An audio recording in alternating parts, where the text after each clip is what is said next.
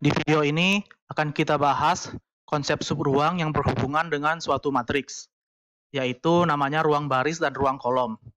Jadi sekarang coba kita perhatikan matriks A. Matriks A ini berukuran M kali N.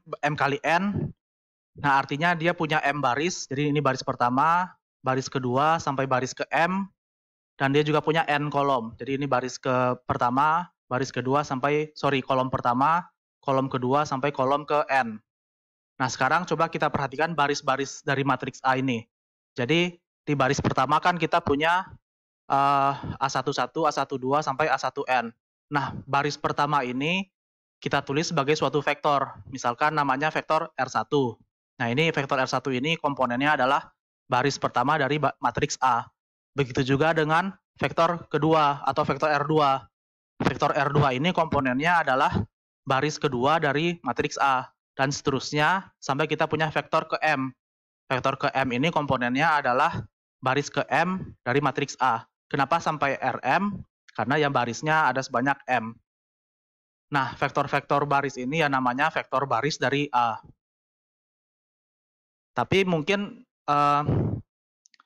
menuliskan vektor dalam bentuk horizontal seperti ini agak membingungkan, jadi kita juga bisa menuliskan vektor R1 ini dalam bentuk vertikal. Jadi ini sama saja sebenarnya, jadi R1, R2, dan Rm ini kalau kita lihat komponennya kan A11, A12, sampai A1N. Di sini juga sama A11, A12, sampai A1N. Jadi ini hanya dituliskan secara vertikal saja.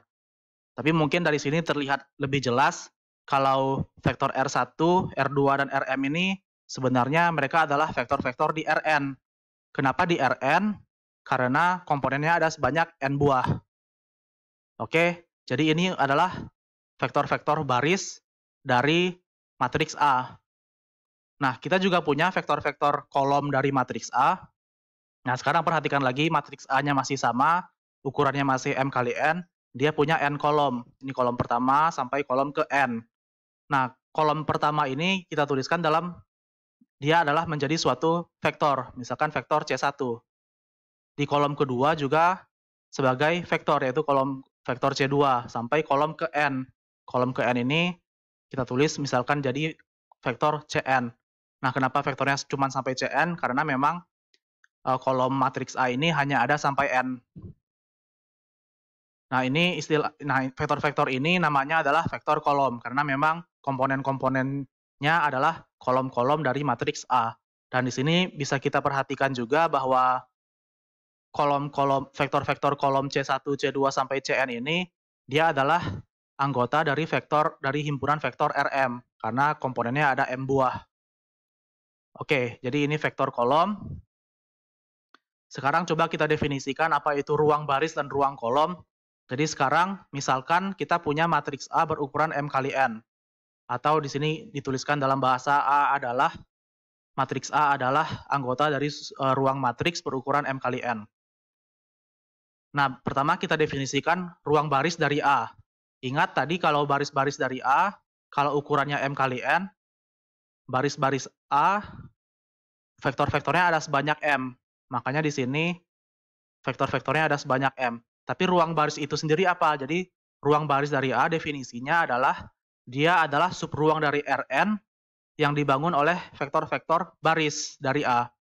Atau lebih tepatnya, atau dalam simbol matematika, ruang baris itu istilahnya row A, ini bahasa Inggrisnya. Row A itu adalah himpunan kombinasi linier dari vektor-vektor baris. Jadi vektor baris itu vektor baris 1, vektor baris 2, sampai vektor baris ke M. Di mana alfa 1, alfa 2, sampai alfa M ya. Ini harusnya M.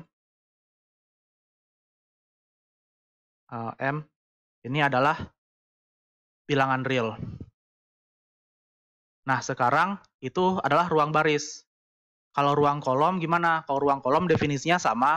Jadi ruang kolom itu adalah subruang dari Rm yang dibangun oleh vektor-vektor kolom dari A. Artinya, dalam simbol matematika, notasinya ruang kolom itu adalah call A. Itu adalah ruang kolom dari A. Call A ini adalah himpunan yang dibangun oleh vektor-vektor kolom dari A. Nah, kalau vektor-vektor kolom dari A itu tadi ada sebanyak N buah, jadi di sini ada n buah kan, karena kolomnya ada n buah, maka kombinasi linearnya adalah, himpunan kombinasi linearnya adalah ruang kolom dari A. Jadi ini C1, C2 sampai Cn ini vektor-vektor kolom dari A, kita kombinasikan linear, terus kita himpun. Nah, himpunannya namanya ruang kolom atau kol A. Nah, sekarang coba kita lihat contoh. Di sini contoh yang sederhana, misalkan A-nya vektor matriks yang sederhana ya. Jadi di baris di sini barisnya 1 0 0 terus 0 1 0. Jadi banyak nolnya lah. Nah, sekarang coba kita cari ruang baris dan ruang kolomnya apa. Nah, pertama kita mau cari ruang baris. Lihat vektor barisnya ada apa? Vektor barisnya ada vektor baris 1 0 0 dan vektor baris 0 1 0.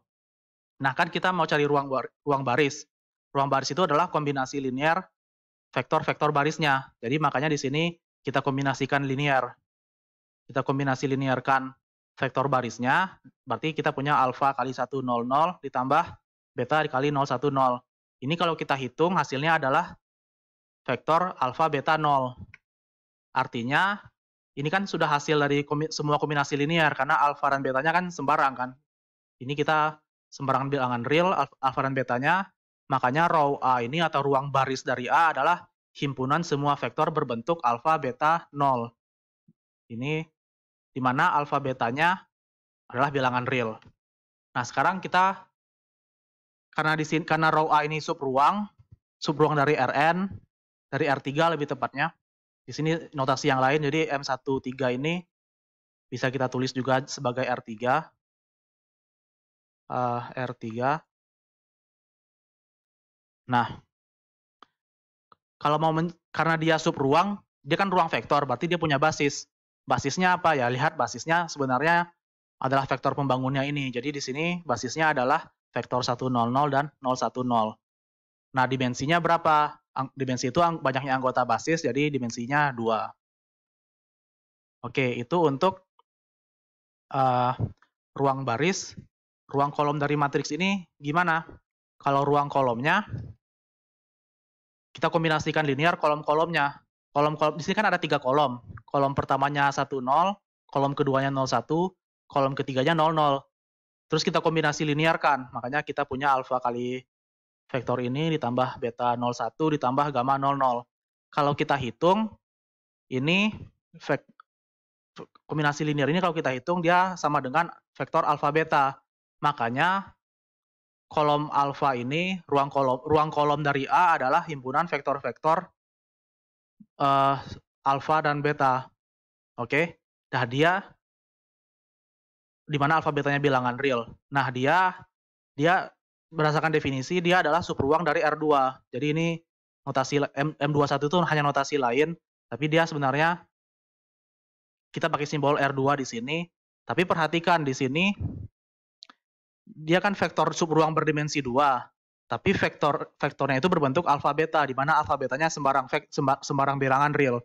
Artinya ini kan sama dengan R2, karena kan tidak ada syarat pada alfa dan beta. Jadi pada kasus ini kasus spesial.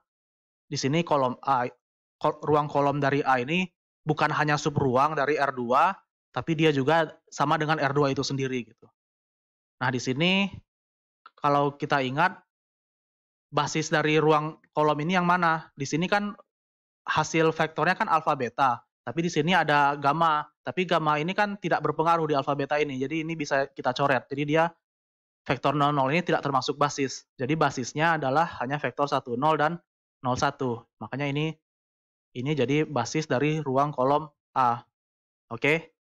Nah, kalau kita ingat dia vektor ini adalah basis standar dari R2.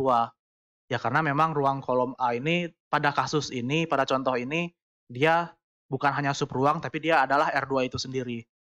Artinya ya dimensi dari ruang kolom A ini adalah dimensi dari R2 yaitu 2. Atau yang bisa kita lihat jumlah anggota basisnya kan ada 2. Oke, jadi itu contoh yang sederhana untuk ruang baris dan ruang kolom. Nah, kalau misalkan matriksnya rumit bagaimana? Kalau matriksnya rumit, cara mencari ruang baris dan ruang kolomnya, kita harus cari basis dari ruang barisnya dan cari basis dari ruang kolomnya. Nah, nanti ini akan dijelaskan di video selanjutnya. Tapi sekarang kita masuk ke suatu teorema untuk penutupan di video ini. Jadi misalkan teoremanya seperti ini. Jadi misalkan kita punya suatu sistem persamaan linear dalam bentuk matriks A kali vektor variabel X sama dengan vektor B. Nah, SPL ini konsisten jika dan hanya jika vektor B ini merupakan anggota dari ruang kolom A.